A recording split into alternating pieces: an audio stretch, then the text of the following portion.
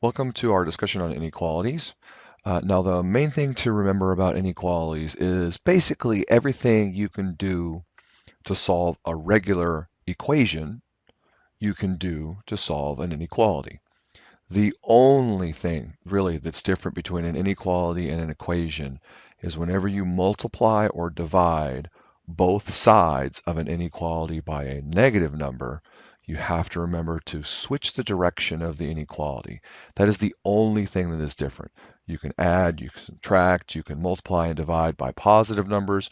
You can do all of that stuff, and it's all the same. Okay?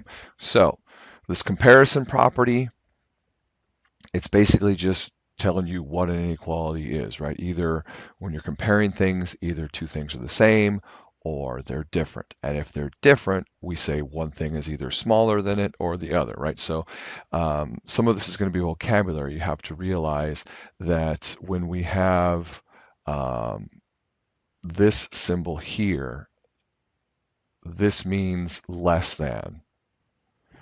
And then this symbol here means greater than, right? So on the left, that's x is less than y, and on the right, that is x is greater than y. Again, just in words, how we know what we mean by these symbols. Okay, solving them, like I said, it's going to be the same as anything else. When we get to a solution and it says x is less than 3, then that just means it's going to be everything to the left of 3. And if we're going to graph it on a number line, just be sure and use the open circle for a strictly less than and a solid dot for a less than or equal. And that goes the same for greater than or greater than or equal, right? So whenever you see these symbols, right, that's greater than or equal, less than or equal, and without that little line underneath those are strict inequalities. So we say, strictly less than or strictly greater than. So if we were to graph either of these, that would be a solid dot. So that's the only difference between these two, really, is one can equal the amount, the other one can just get really super close to it. So less than 3 means you can be all the way up to 2.9999999, put as many nines on that as you want, but it's still not exactly 3 because it has to be less than. All right, so let's graph some of these. So the first one, less than or equal to 3. You can see it's very simply just that same line we saw before, but now it's the solid dot. How about greater than 5? Well, you can see now that it's the open dot, right? And then if x is greater than or equal to negative 2, you can switch it around and put x on the left-hand side, and it still means x is greater than or equal to negative 2. So you'll notice it doesn't matter which side the variable is on. The idea of being less than or greater than isn't dictated by the symbol, right? So it's not like this is always less than and this is always greater than. What it is whatever's on the left here is always less than, and whatever's on the right is always greater than. It's all about direction, right? So the way they taught us a long time ago is like this is the hungry alligator and it always eats the bigger thing, right? So the mouth is open at the bigger thing, if you want some silly thing to remember that way. But the bottom line is these two symbols, we really don't need two. We really just need one, because if we have this, right, A is less than B, but conversely, B is greater than A, right? If we just read it from right to left, it just says B is greater than A. So we really don't need both symbols. The only reason why we have both is because as human beings, we like to read from left to right, at least those in the English-speaking world. So that's why we have both of those symbols, right? But they're really kind of unnecessary. So don't forget that when you change the direction of the arrow, we say that you've changed the order of the inequality, but really it just means that you've changed the way you're reading it. So it doesn't matter if you write it as negative 2, less than or equal to x, or if you switch it around and have x greater than or equal to negative 2, right? It's the same thing. It just depends on which one you're comparing to which. I'm saying negative 2 compared to x versus x compared to negative 2. And it makes more sense if you told somebody, hey, by the way, negative 2 is less than or equal to x. And you're like, okay. But if I say, hey, x is greater than or equal to negative 2, that gives me a clearer picture, because just because -2 is less than or equal to x doesn't really tell me a lot about x. But when I say, because x could be, anything at this point, and technically we could cut off, like if we had an x that was, let's say, greater than 5, well, wouldn't -2 still be less than or equal to x?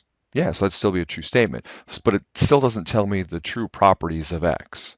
But if I turn it around and say x is greater than or equal to -2, now I've defined x in terms of -2, and I've said it has to be greater than or equal to -2. Yes, it's still bigger than 5, but I also know that I've backed it up, and it's all the way, it can get all the way as small as -2. So that's kind of the reason why we do them in both directions, is to be more precise with our language. Okay, so on a number line, if something is smaller than something else, it's always to the left, just like, the smaller numbers are to the left, so there's nothing new there.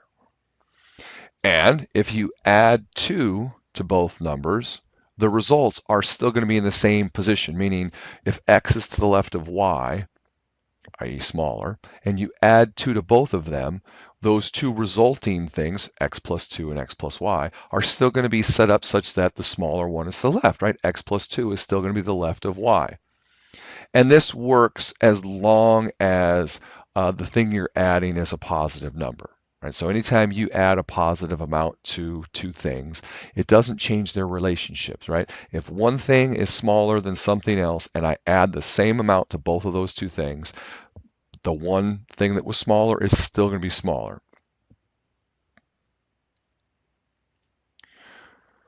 Now, what about if I, instead of adding something, I subtract something? You can think of it as adding a negative, but it's the same thing as subtracting something. Is that still going to be the case, right? If I have two numbers and one is smaller than the other, and I subtract the same amount from both, is the relationship still going to hold? Yes, absolutely, right? Because think of it instead of these general senses, use real numbers. Think of 10 and 20, right? 10 is obviously smaller than 20. Okay, now subtract 5 from both of them. Now you get 5 and 15. Is 5 still smaller than 15? Yes, absolutely. And it doesn't matter what numbers you subtract from them, as long as it's the same amount, it will always be the same. And so we can generalize it this way, that basically says, if we have a relationship between two numbers, right? So for instance, if x is less than or equal to y, and then we add some constant to both of those things. And remember, in this case, we're letting that constant be either positive or negative. So that really means we can add or subtract, right? Because isn't adding a negative the same thing as subtracting? So really we can add or subtract something to both of those numbers and the relationship holds. And it doesn't matter if x is less than or equal to it, if x is greater than it, or if x is greater than or equal to it. In fact, it also works if x is equal to it, right? So this rule, like I said before, just comes from the fact that whatever we can do with inequalities comes from whatever we can do to regular equations. And if we add or subtract the same thing to both sides of an equation, it's still equal. And if we add or subtract the same thing to both sides of an inequality, the inequality still holds. So that's the basic addition property of inequalities. All right, here are some examples of multiplying, and you can see that it's not necessarily always going to be true. Look what happens. If we multiply both sides of an inequality by a positive number, it's still true that the thing on the left is smaller than the thing on the right. If we multiply both things by 0, it no longer holds. And if we multiply both things by a negative, it no longer holds, right? So that'll remind you, that was kind of the first thing I said, that the only difference between inequalities and equalities is multiplying and dividing by negatives. And I should have also mentioned 0 too, but 0 is kind of a weird, what we call a trivial case, because really if you're trying to solve something, why would you ever multiply both sides by 0, right? But, in an equation, if you multiply both sides by 0, it's still equal, because obviously you get 0 equals 0. But in an inequality, it's no longer the case. So you can't multiply both sides of an inequality by 0 when you're trying to solve it. So this brings us to the general multiplication property of an inequality, that the inequality is going to remain unchanged, right? The sign isn't going to switch directions if we multiply by numbers bigger than 0. But if we multiply by numbers smaller than 0, the order is reversed.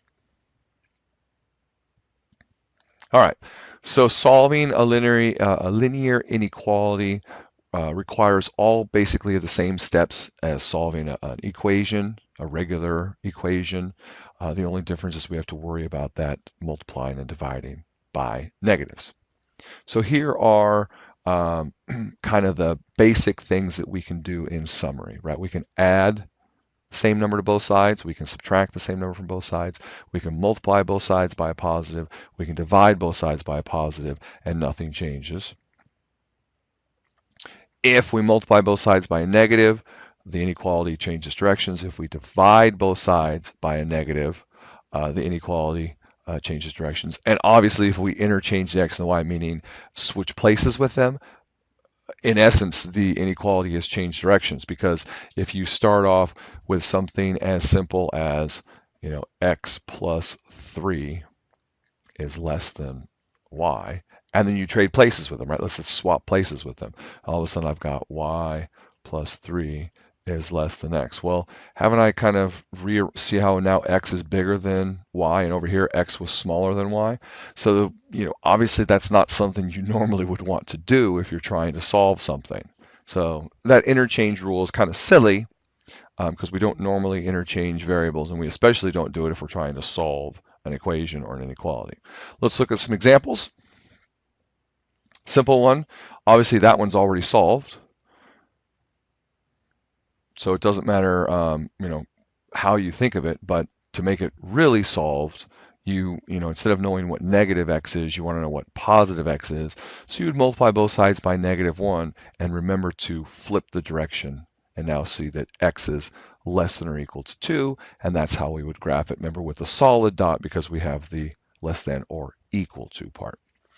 Okay, how about this one? If this was an equation, instead of that inequality, if that was just an equal sign, what would you do, right? Our first step is always get rid of fractions. So we multiply by the bottoms of the fractions. So we'd multiply both sides by a -3. But remember, multiplying by negatives means we have to switch the direction of the sign. So now we get x greater than -3, and we have the open circle because that's a strict inequality.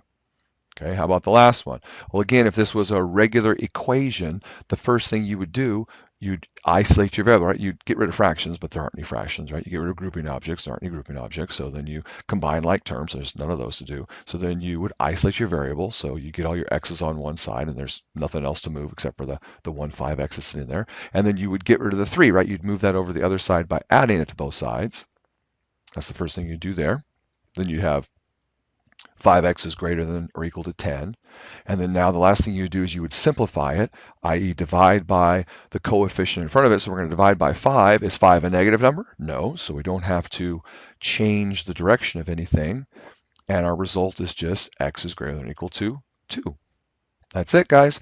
So don't forget that the basics of solving these things is the same as inequalities, the same as equations. The only difference is multiplying and dividing by negatives. You got to switch the direction of the sign.